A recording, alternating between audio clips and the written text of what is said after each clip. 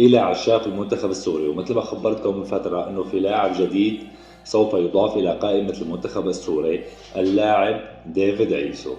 على أساس عم بيشتغلوا على ملفه، وإن شاء الله قريبا بنشوفه بقميص المنتخب السوري.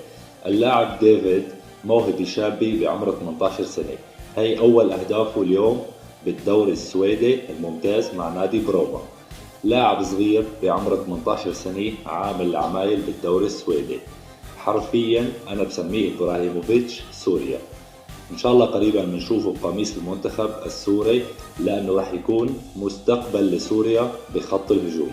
نتمنى من اتحاد كرة القدم السوري والمدرب خوسيه لانا يشتغل على ملفات لاعبين قبل كأس آسيا يلي على الابواب، ونشوف أحلى وأجمل تشكيلة للمنتخب السوري. بس بصراحة لاعب استثنائي وخرافي.